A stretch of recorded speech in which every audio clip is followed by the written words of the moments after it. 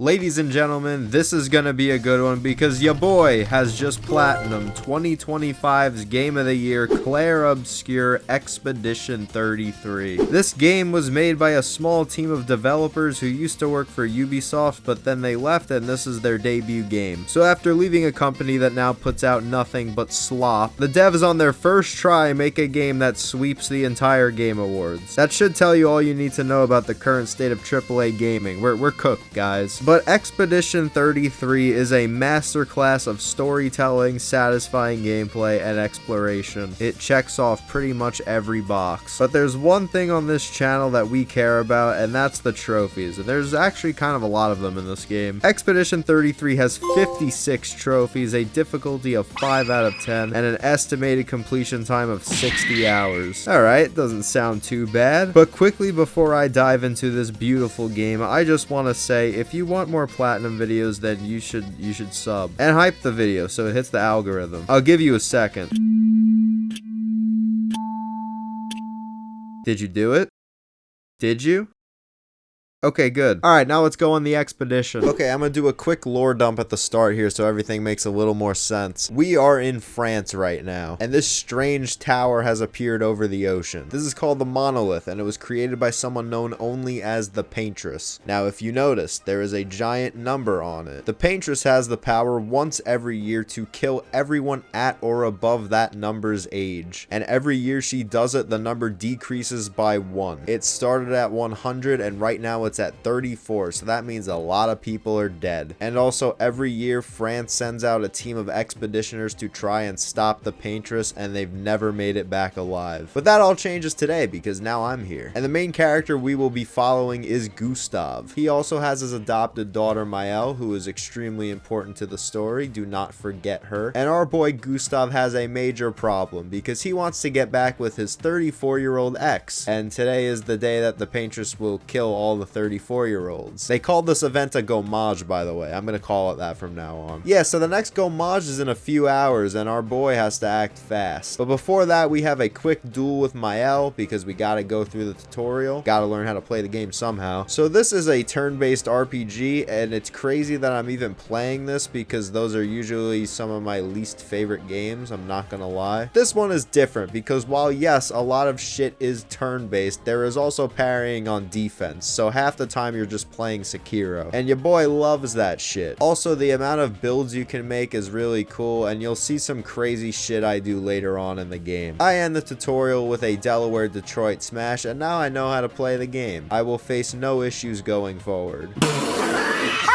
But there is no more time for fighting. We got bigger fish to fry because the target has been acquired. Also, I forgot to say this at the very beginning, but this game looks really fucking good. Thanks to Gustav's Riz, he gets to spend the next few hours with his girl until she just fucking dies. But before any of that sad shit happens, we find a very weird mime just like chilling in the corner. This is actually very important because this guy is completely missable, and if you don't fight him here, you gotta start another playthrough. It's really not too big of a deal considering this is like 5 minutes into the game, but it's still worth noting. Mimes are recurring enemies in the game, and their gimmick is that they take nearly 0 damage until you break their posture. Luckily for me, Gustav has an attack that specializes in staggering enemies, so after using that, I got the first 2 trophies of the video. One for, well, breaking an enemy, and the other one for breaking an enemy using the exact Gustav move that I used. And then a few seconds later, I took the mime down for the missable trophy that I mentioned earlier. Before long, though, it's time for the gomage, and this is actually really sad. The number on the monolith changes to 33, and then everyone around me just starts getting absolutely erased, like just full-on Thanos snapped. And it was only a matter of time before Sophie was next. RIP, we'll never forget you. That's kind of a lie. I forgot about her, not gonna lie. Gotta feel bad for Gustav though. He's going through it right now. And holy shit, these gotta be some of the best character models I've ever seen in a game. After the gomage is over, Expedition 33 has a party because they're about to go to war, so why not just like enjoy your last night, you know what I mean? During this, Gustav engages in fun activities such as French trivia, where we learn that he's been brain rotted. Yes.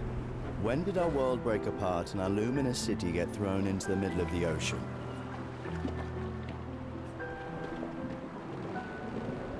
67 years ago. Alright, I'm sorry. I'll head out now. This trivia is actually very important, though, because after answering every single question correctly, I get a token which I can cash in to receive an old key, which I can use to open a secret door that I need later for a trophy. But that's not going to happen until, like, the end of the game. So this is also missable, I think. I then go around and talk to some of the other expeditioners, including Lune here, who is one of the playable characters. Just not yet, though. It's amazing you triangulated Expedition Zero's landing site. Theoretically, extrapolated from the archives, but that's 67 years ago. I'm not going to be able to take this game seriously, I don't think. But now, no more fucking around, because it is morning time and we got to get down to business. Oh yeah, look at this army. We're going to do great. This is going to be the year we beat the Paintress. And I even get a trophy for watching this badass cutscene. Oh yeah, we're winning this year.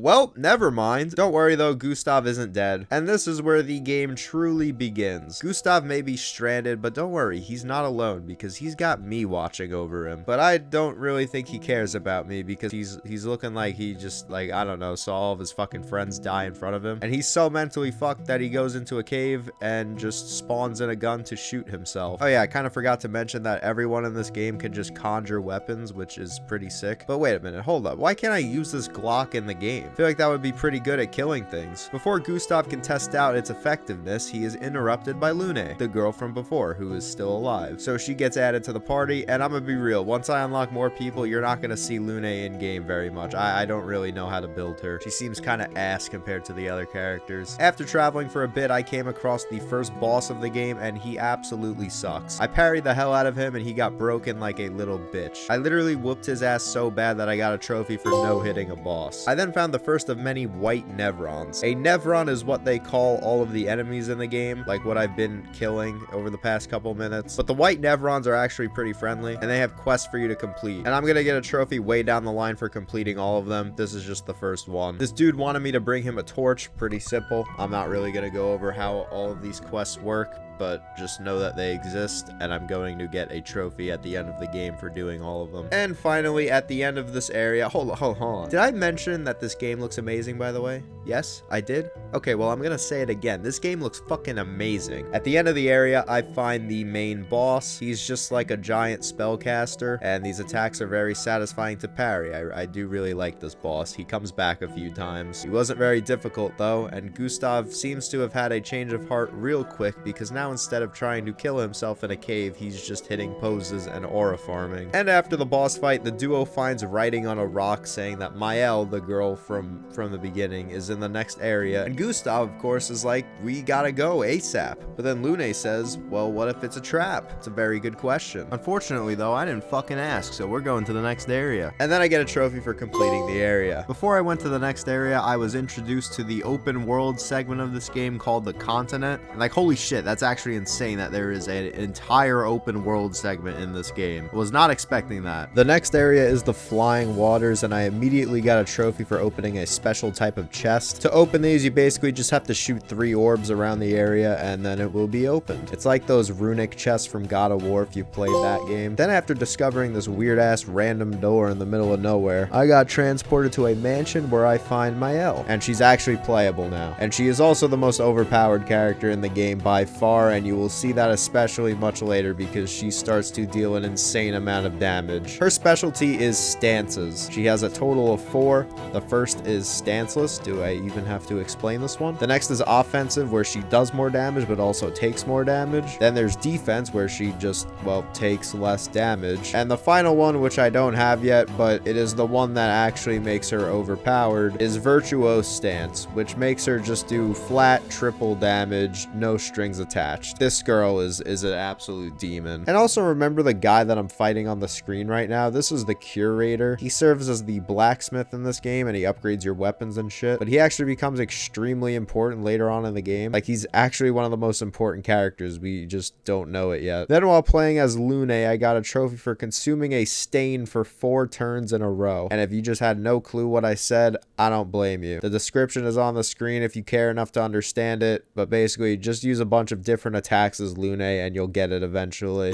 It's really not that hard. The final boss of this place is Gobloon. He's another pretty fun boss. The parrying on these jump attacks is so insanely satisfying. My monkey brain loves this shit. I beat him pretty easily though, thanks to Maelle just actually being insane. You're gonna hear that a lot in this video. Maelle kind of carried me through the whole game, I'm not gonna lie. And before long, Go Blue was no more, and we got a trophy for completing the flying waters. I then went to our camp, which is just kind of like the hub area where you upgrade stuff, which I did for one of my weapons here, and I allocated some Lumina points to my guys for another trophy. The more Lumina points you have on someone, the more buffs and perks you can equip onto them, so these are pretty important, especially late game. And finally, I witnessed my first cutscene at the camp for another trophy. There are a lot of these. Most of them are just the group getting to know each other better, and it makes you like these characters more and more as the game goes on, so I would highly recommend listening to all of them. Then I went through the ancient sanctuary, killed a mime, and got a absolutely fire fit for Lune. The fashion in this game is peak. Genuinely one of my favorite parts. I was looking for drip the whole time. Then I got a trophy for marking a target, which means the next attack that hits them will do way more damage. And then I used a specific Maelle move that actually gets buffed even further when a target is marked, while also being in virtuoso stance. So if you could guess, it just kind of deleted the enemy. Poor fella. Not much else happened in this place, but the final boss is the ultimate Sakapatate. That's definitely a name. Pretty solid boss though. You gotta be really locked in to parry these fireball attacks. I swear to God, these were very hard. Maelle kind of just destroyed him though, yet again.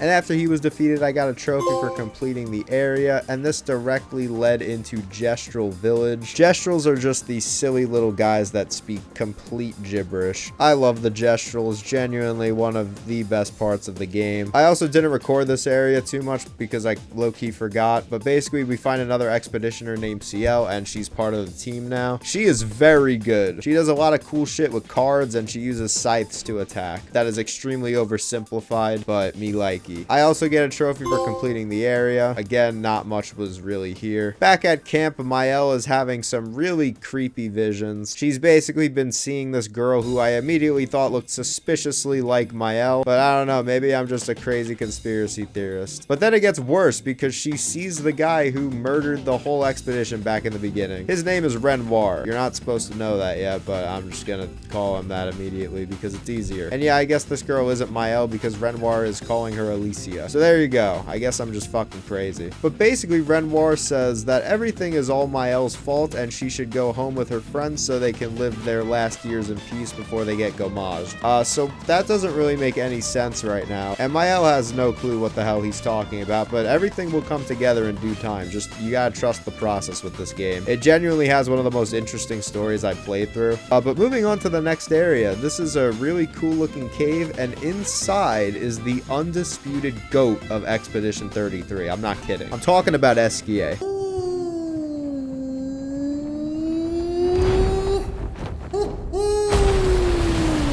Bonjour, mes amis. Look at this beautiful man. He's just like the nicest guy, super goofy, and we need his help to navigate the open world because he can swim and fly and shit. He's cool like that. He says he'll help out if we get his favorite rock back from his arch nemesis named Francois, who is next door. And Francois is also just a rock. What the fuck is going on? I love how this game could be so unbelievably serious, but then randomly it just turns into an actual comedy. Francois even has an attack called the strongest ice attack ever. To his credit, it's pretty damn strong. But after getting his rock back, he says that that isn't even the right rock, and we just did all of that for nothing. Francois then yells up to him that he never had the rock in the first place. So now Esquier is going to come with us to find his rock. I got a trophy for befriending him, and another trophy for completing the whole area. And he's actually not just here for the rock. He's here forever now. Look at him go. Then I discovered my first gestural beach. These are little areas that the gestrals control, and every gestural beach is like some sort of mini game. There's a trophy for doing all of them, and this one is like a little parkour segment followed by some trivia that makes me do fucking math. What is this? How does it expect me to do this? Oh wait, never mind. He apparently can't do math. All right, never mind. We're good. I then enter the stone face cliffs, and buckle up, ladies and gentlemen. This is a big one. Nothing really matters too much until the very end, where we go into a very dark looking cave and find the lamp master boss. He wasn't very hard. I mean, just look at Maelle. Oh my god. But hold up, he's got a second stage. Hold up, shit got real. The main main gimmick here is that he does some Simon Says bullshit where his lanterns flicker and you gotta shoot them in order. And if you don't, there will be consequences, except I don't know what those are because I deleted him before it happened. We then find Esquier's rock, and now we can swim across to the next area of the continent. Ciel and Lune hop into the water with Esquier, but Gustav wants to throw some rocks into the water with Maelle before traveling to the next area for old time's sake. But there's a slight problem. Renoir is slowly approaching Gustav from behind, and half of my team just jumped into the water, so we're like literally stranded up here with him. And Maelle is apparently blind here, like holy shit, just open your eyes or something. Give a call out, my god. It's too late though, because Gustav gets a vicious back shot, but he's not dead yet somehow, and I know this is supposed to be a sad scene, but I kind of couldn't help but just admire the drip. And Gustav is about to actually 1v1 Renoir, and he's kind of cooking for a second. I mean, Renoir's not really attacking back, but we're not going to talk about that part. He pulls out the overcharge and blasts Renoir head on, and hey, it says victory, but I didn't get any XP. Uh-oh. Yeah, this man's armor is just cooked. This shit just falls right off, and Renoir gets up with not a scratch on him. And yeah, we all know what's about to happen next. Oh my god, Gustav just got fucking stunted on. Yeah, Gustav just actually straight up dies here. The main character's just gone like that. And Maelle starts seeing some crazy shit. Yeah, there's definitely something much deeper going on here. I just can't prove it yet. Then as Renoir is about to murder Maelle, he is stopped by this guy. Who the fuck is this? This is Verso, the new main character. He and Renoir have some history between them. Apparently they were both on Expedition Zero together, which was like 67 years ago. So somehow they're both alive. There's also something much deeper between these two. We don't know what that is at the moment, but we will find out on the next episode of Dragon Ball Z. And then Verso just hits this sick pose while staring into the distance, and we are just left pondering what we just witnessed. And then I got a trophy for completing the area. Yay! Back at camp, Maelle is genuinely tweaking, but we got Esquier for a reason. He's a D1 therapist. Calmed her right the fuck down. Verso then addresses the group, says he's sorry he couldn't save Gustav, but he wants to join them nonetheless. And of course, they let him into the group, and everyone is determined to get revenge for our boy Gustav. R.I.P. Then I found the next gestural beach, and oh god, this one pissed me off. This one basically has you playing volleyball with the giant gestural on the other side of the map. He's just throwing fireballs at you, and you gotta deflect them. And if you don't, your platform takes damage, and if you take enough damage, you're gonna die. I was on this for like 15 minutes. The hitboxes are just so wonky for deflecting them, and this genuinely was getting me a little heated. This was like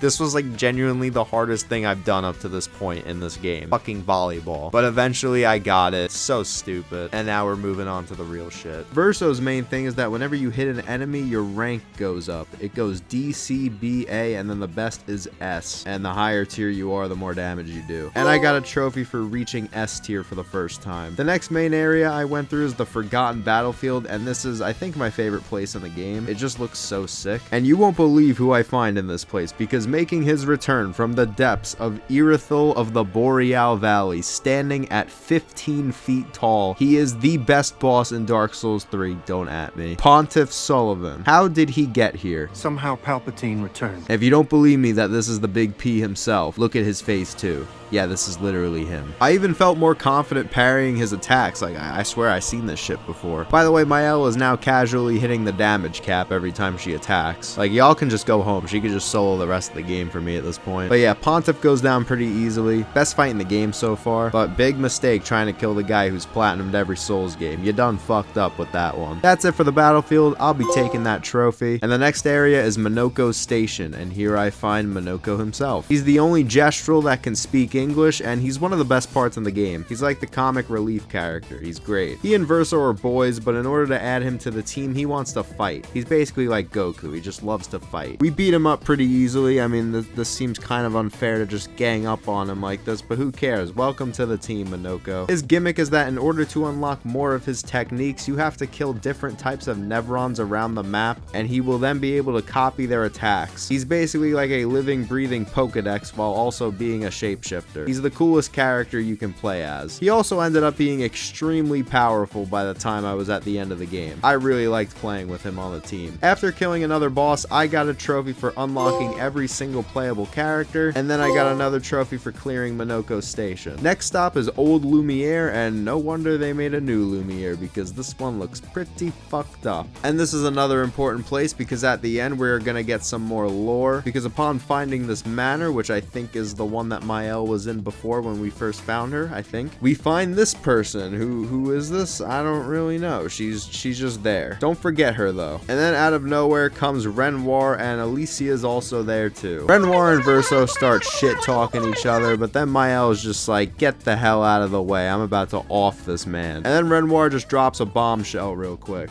You haven't told her the truth, have you, son? Well, you know what? I kind of see it now. They both look alike, and they both have insane amounts of aura. Renoir has slightly more though, I'm not gonna lie. He's just the embodiment of cool. Look at him. I think it's the beard. Obviously, everyone is now immediately suspicious of Verso, but there's no time for that now because we are about to fight Renoir. And this guy is actually a tough fight. Maelle doesn't even do that much to his health bar. He's just a beast. He does a lot of AoE projectile attacks that have really weird parry timings, and because of this, I even died a couple of times to him. But once I got the timings down, he wasn't really that bad. Renoir then just decides to nuke everyone after I beat him, and this little gestrel named Manoko, who's been traveling with us, just got slimed. He wasn't even participating in the battle. What a dick. But it's okay because gestrels can just reincarnate, so this little guy is gonna be fine. Then Renoir is about to strike down Maelle when Verso blocks him, and this sends out a shockwave that just freezes time, except for Maelle and Alicia. And it is revealed here that Alicia is in fact an alternate version of Maelle. I was right the whole time. But she's just got these real bad looking burns all over her. And then the vision ends, revealing that the entire manor was just fake. Renoir and the gang got away. I have so many questions right now, and I got a trophy for completing Old Lumiere. What is even going on in this game? Back at camp, everyone is on Verso's dick for lying about Renoir, but eventually they chill out and they make a plan. Basically, there's two really strong Nevrons called Axons, and if we kill them both, we will have enough resources for the Curator to craft a weapon that can kill the Paintress. But before that, I got some more trophies. First, I got one for hitting level 33, pretty self-explanatory, and then I got a CL trophy for applying 20 foretell on an enemy with my cards and then consuming all of them with an attack. Basically, foretell is a counter that some attacks use to essentially buff themselves, and some attacks consume all foretell, which is insane, especially if you have 20 on someone, which is the max. And as you can see, CL hits the damage cap with this combo. She's kind of insane if you know how to use her, and I get the trophy no problem. Then I enter the area with the first Axon. This whole place is divided into 3 areas. The blue segment is based on sadness, the green is for joy, and the red is for rage. This was a pretty cool segment. I really enjoyed it. Each area has an optional mini boss, and killing them makes the ending boss much easier. I don't know why you wouldn't kill these guys. They're not really that hard. But anyway, we run the gauntlet and then make it to the Axon, which is called Visages. And this fight is mad easy, not gonna lie. Most of the attacks are slow and predictable. I guess killing the mini bosses really does help against this guy. But the visuals of this fight are really cool. Just like these giant masks in the distance are very, very cool. Also, Manoko is just absolutely insane. He's like kind of stronger than Maelle at this point. It's ridiculous. But as it turns out, this wasn't really the real Axon. It's actually this dude. And this is a pretty tough fight. He wipes out my A team, and then it's just Verso and Lune. But somehow we clutch up and win at the last possible moment. I thought I was cooked, to be honest. I thought I had to restart this whole damn thing. He then says that everybody wears a mask before throwing masks onto everybody. I guess he meant it literally. Except Manoko though, because dude's just a unit. He don't give a fuck. But then CL just walks him down, rips off the mask, and that's it. He's dead. Good job, team. I get a trophy for it. We then go back, give the Axon energy to the Curator, but Maelle yet again sees some weird shit. Yeah, the Curator just turned into Renoir for a second. We have no idea what this means right now, but we will in due time. I told you, don't forget about the Curator. There's something more to him. Then I went through the second Axon area, and this place is also really cool. We meet the Axon immediately, and she tries to hypnotize us, but that ain't gonna work. Gotta try a little harder than that. But this is also another goated area. I'd put it on par with the Forgotten Battlefield, and this is mainly because I found the most valuable item in the entire game. Luke, Expedition 67. We're out of explosives. but we've made enough holes. Anyways, I'm not even going to talk about the boss that much because it was ridiculously easy for me. It was one of the most fun bosses in the game though. I really enjoyed this attack in particular where you gotta time these parries with the enemies launching themselves at you. Now that I think about it, this might honestly be my favorite attack in the entire game to dodge. But yeah, overall, Manoko and Maelle are just absolutely crazy. The poor Axon's health bar just got absolutely shredded. And before I knew it, the Axon was defeated and I get a trophy. On to the next gestural game. This one is a time trial. Just get to the end in time. Pretty self-explanatory. And with the Axons out of the way, it's time for me to actually now fight the Paintress. So I get a trophy for reaching the monolith, and the boss fight starts right away, except nothing is working on her. Guess we gotta go further in. And this segment is long as hell. I didn't really like it that much, to be honest, but basically this whole thing is just like a mashup of all the previous areas, and this shit took like an hour to get through. After a while though, we come face to face with Renoir again for another fight, and this was another tough one, mainly because this motherfucker just summons a spectral lion mid-fight like Godfrey the First Elden Lord. Like, damn bro, I didn't know you could do that shit. And he wiped the main squad, but Verso and Lune were back in to clutch up again, and then Renoir was defeated shortly after. And after the fight, the curator shows up and this man just gomages Renoir on the spot. Holy shit. He's got that Beerus energy, if you know what I'm talking about. Then we make it to the top of the monolith and we find the Paintress. Yeah, that lady from before is her. This fight was kind of rough, I'm not gonna lie. There's a lot of insane AoE bullshit in this. I say bullshit, but I think I'm just ass. Anyways, the first phase is actually way harder in my opinion because of this shit. The second phase, she just turns big and does a lot of slower, more predictable combos, which I'm not complaining about, to be honest. The AoE shit is annoying. I also got a trophy for Manoko to use an attack that corresponds to his wheel 4 times in a row, which just makes the attack stronger. Pretty simple. And once I get the second phase down, she also has a third phase where for some reason she just starts healing you and you just gotta put her out of her misery. It's not really a phase, it's just a mercy killing. And that's it for the Paintress. Of course I get a trophy for this, you know, it's been the main objective for the whole game pretty much. And this is the end for the Paintress, but the game's not over yet, so what's the deal? Why do I feel like we fucked up even though everything seems great? The number on the monolith is gone, the Paintress is defeated, surely this has to be it. We go back to Lumiere, everyone celebrates, and yeah, we just saved the world. Huh?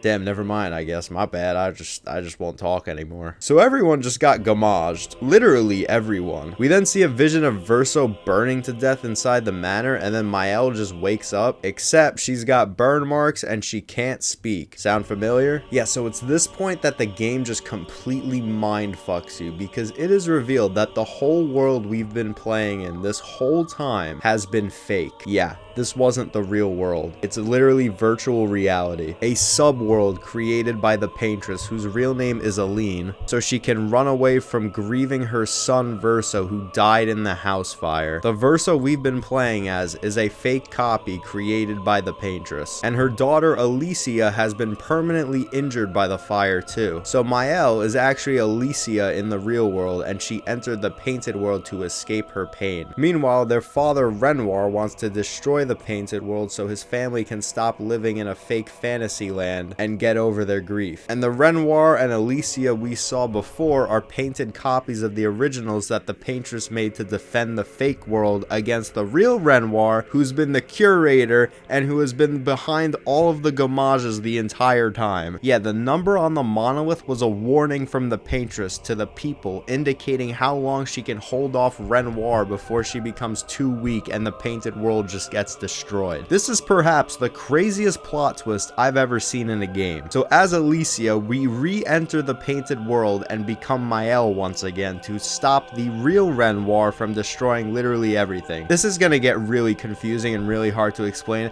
I hope I explained it decently. I don't know if I did, but I tried my best. And the thing is, Renoir isn't really a villain here. He just wants his family to live in reality with him so they can move on. So low-key, I kind of agree with him. The The painted world's gotta go. And you can even tell painted Verso is also torn on who he agrees with, because on the one hand, yeah, this whole world is technically fake, but on the other hand, this dude has been immortal for like 100 years. He's lived a whole life in this place, and he can clearly see that this is more than just an illusion. Like, these people are living their lives. It may all be fake, but that doesn't necessarily mean it's bad and that it has to get erased. This is kind of the dilemma that the game gives you in this final act, and I think it's very, very well done. I also get a trophy for this part. Maelle then just repaints all the other party members, because since she's aware that this is a fake world, she could just do that now. So now she's broken in-game and in the story. But before we finish off the main story and beat up Renoir again, I'm about to do a whole bunch of open world shit. First, I fought Sprong, who is a super boss in the open world, and this would be nearly impossible to beat normally because this boss has like millions of HP. But after killing the Paintress, the damage cap of 9,999 gets removed. So I can just casually dish out 600k with Maelle, and this will only go up as the game goes on because I'm gonna level up like crazy. Sprong still almost killed me though, again making me rely on the B team to clutch up in the end, but we got there eventually and I got a trophy. I then fought a boss named Gross Titty. There is no trophy for this, I just wanted an excuse to say Gross Titty in the video. Then I found a gestural game where I have to do rock climbing while dodging projectiles that are raining down on me, and this game is just so unbelievably bad that it's actually good. Like, you can tell the devs barely playtested this shit and just threw it in, because I literally got into situations where I'm pretty sure it was impossible for me to win. This is just so incredibly stupid that I love it. I can't take it seriously. 10 out of 10. And then I did the final gestural game, and this is my favorite one by far. It's literally just only up, if you remember that game, even down to the like exact same animations. I think this was great. I failed a few times, but for some reason this gestural game was one of the most memorable parts of the entire game for me. And when I beat it, I got the trophy for completing every single gestural game. These were fun. Then at camp, I used W-Riz to max out a bunch of relationships for a few more trophies. Then I went and fought a third Axon, which is actually just Alicia. I don't really know what she does because she got one shot by Maelle. And this let me increase my relationship with Maelle, where Verso actually reveals a major story beat. Verso says that he let Gustav get killed by Renoir because he thought that Maelle and Gustav would end up siding with the Paintress once they realized she wasn't the one behind the gamages. Verso knew this the whole time and said nothing. That's pretty fucked up, but we do get the Maelle relationship trophy, so that's all that matters. Then I defeated the gestural village chief in order to reincarnate that one guy that Renoir killed earlier for no reason, and doing this maxed out my relationship with Manoko. Then I got a trophy for reaching level 66. Then I fought the next open world super boss. I say fought in air quotes because at this point Maelle's damage is just in the millions and she's one-shotting every boss. So I'm not even really playing the game anymore. Easy trophy. Okay, now it's time to beat Renoir once and for all. And at this point, he was no match for Maelle. Didn't even put up a fight. This game is just a joke now, pretty much. So Renoir gets sent back to the real world, and Maelle promises him that she will also come back soon. But she ain't gonna keep that promise. Her life sucks in the real world. But Verso made up his mind, and he actually wants to delete the painted world forever, because he wants to save his family from living a lie and just like being stuck in the past. And after going through a portal, he finds the soul of the real Verso who died in the fire, and Verso says he's tired of painting. But before everything gets erased, Maelle tries to stop it, because of course she doesn't actually want to go back. Shocker. So there's only one thing left to do. We gotta pick a side and duke it out, and I'm going with Verso here 100%. And luckily Maelle in this fight isn't nearly as broken as she is when I use her, so Verso whoops her ass pretty easily, sends her home. Manoko and Eske have a group hug with Verso before they also get erased, and this one hit me hard, not gonna lie. I love those two. Ciel is next, and then finally Lune, who is just pissed off. But you know what? Fuck you, Lune. You suck anyway. Talk to me when you can deal 1,000,000 damage. And finally, Verso and Verso get erased as well. And then it cuts to the real world where Renoir, Aline, Maelle, and her sister Clea, who I haven't mentioned yet because she doesn't really do anything, are finally grieving together and paying respects to Verso's grave. And holy shit, what is this family's net worth? Having an estate next to the Eiffel Tower is crazy. And I got the trophy for beating the game. Absolutely amazing ending. Tell me which one you prefer in the comments. I completely agree with Verso's side of things personally. Maelle's ending seems terrible. But now let's just get to the cleanup. I got a trophy for using a level 3 gradient attack, which is basically just an ultimate ability. I never really got to use these because I've been one-shotting everyone with Maelle, so there hasn't really been a point to charge the ultimate. Then I one-shot a boss, one-shot another boss, found every hidden gestural around the map, completed all the friendly Nevron quests, got every collectible music disc, upgraded a weapon to max, got every unlockable Manoko ability, fought the painted version of Clea and one-shot her, so I don't even know what she does. Got to the end of the Endless Tower in the open world, and the final fight was a Renoir and Paintress duo fight, which sounds crazy, but I one-shot them yet again. I found this guy in the Abyss named Simon. Apparently people say he's the hardest fight in the game, but I don't know, I didn't really fight him, so. Then I collected every single Expeditioner journal, and finally I XP grinded to level 99 for the last trophy and the Platinum.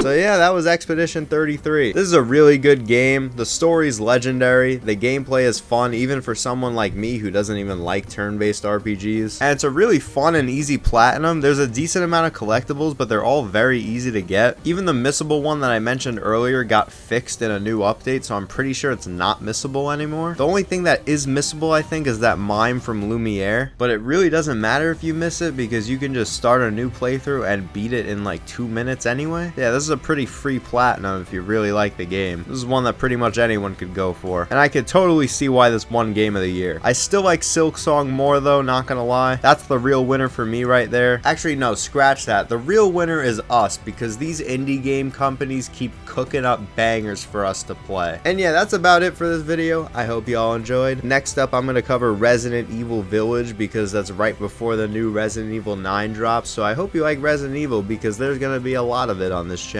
for the foreseeable future. But that's all I got for you today. Take care. Get out of here.